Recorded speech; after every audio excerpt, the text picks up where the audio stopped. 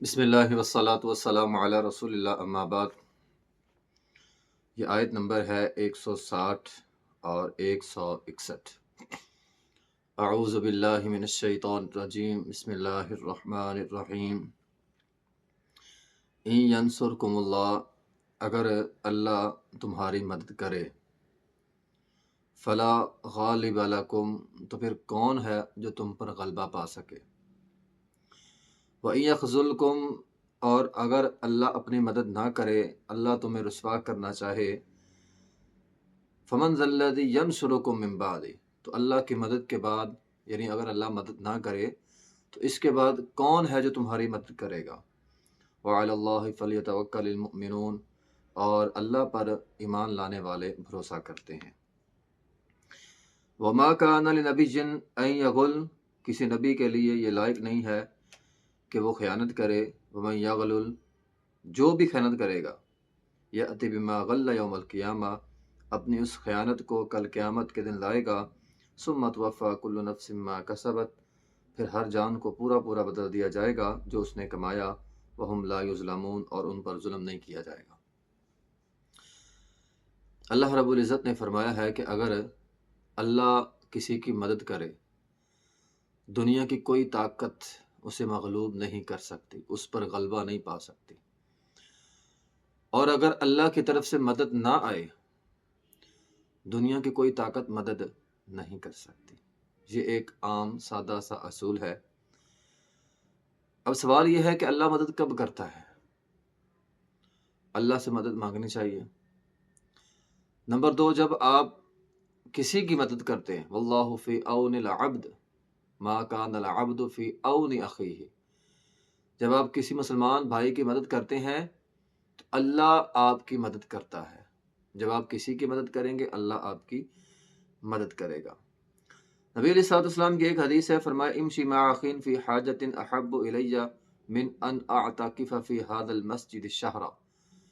نبی علیہ الصلوۃ والسلام نے فرمایا جو انسان کسی کے ساتھ جاتا ہے، اس کی مدد کرتا ہے، تو کسی کے ساتھ جا کے اس کی مدد کرنا یہ اتنا بڑا عظیم عمل ہے کہ فرمایا میری اس مسجد میں، یعنی مسجد نبوی میں، 1 مہینہ اعتکاف بیٹھنے سے بھی بڑا اجر ہے اس کا۔ تو جو بندہ کسی کی مدد کرتا ہے، گویا 1 مہینہ مسجد نبوی میں اعتکاف بیٹھنے سے زیادہ بڑا ثواب ہے۔ تو آپ کسی کی مدد کریں، اللہ آپ کی مدد کرے گا۔ لیکن اگر اللہ نے مدد چھوڑ دی، یہ بات سمجھے میں دنیا کی کوئی طاقت میری مدد کرے گی، اگر اللہ نے مدد چھوڑ دی، دنیا کی کوئی طاقت مدد نہیں کر سکتی۔ وما کان لنبی ان یغل، یہ بات ہو رہی ہے غزوہ احد میں، جنہوں نے وہ چھوڑا تھا، پہاڑی چھوڑی تھی، تو ان کے ذہن میں شاید یہ بات آ گئی ہو کہ مال غنیمت ہوگا، پتہ نہیں ہمیں پورا حصہ ملے گا یا نہیں ملے گا۔ تو فرمایا اگر تم یہ سمجھ بیٹھے ہو کہ نبی علیہ الصلوۃ والسلام مال غنیمت میں سے کچھ خیانت کریں گے، تو وما کان لنبی ان یغل، کسی نبی کے یہ لائق نہیں ہے کہ وہ خیانت کرے۔ ٹھیک ہے، اور آگے فرمایا وَمَن يَغْلُلْ يَأْتِ بِمَا غَلَّ يَوْمَ الْقِيَامَةِ، بات یہ ہے جو بھی خیانت کرے گا کل قیامت کے دن لائے گا۔ نبی علیہ الصلوۃ والسلام نے فرمایا اپنی امت کو مخاطب کر کے، فرمایا کل قیامت کا دن ہوگا، میں تمہیں اس حال میں نہ ملوں کہ کسی کے کندھے پر بکری ہو، کسی کے کندھے پر اونٹ ہو، کسی کے کندھے پر گائے ہو، کسی کے کندھے پر کچھ ہو، اور وہ مجھے کہے کہ میری مدد کریں۔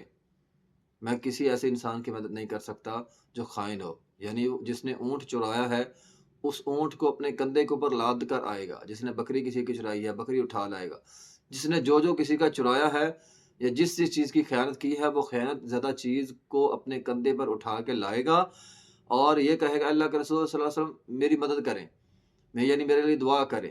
تو فرمایا میں اس کے لیے دعا نہیں کروں گا، اس کی مدد نہیں کروں گا۔ تو یہ خیانت کا معاملہ بڑا اہم ہے۔ ایک صحابی رسول تھے، نبی علیہ الصلوۃ والسلام کے خادم تھے، شہید ہو گئے، تیر لگا خیبر کے موقع پر جب واپسی آ رہے تھے۔ تو صحابہ کرام نے کہا کتنی خوش نصیبی کی موت ہے کہ نبی علیہ الصلوۃ والسلام کا خادم بھی ہے اور آپ کی خدمت کر رہا تھا، کچاوے پہ شاید سامان اتار رہا تھا، تو تیر لگا ہے، شہید ہو گیا۔ فرمایا نہیں، تم نہیں جانتے اس کے اوپر وہ چادر ڈال دی گئی ہے جو اس نے خیانت کی تھی۔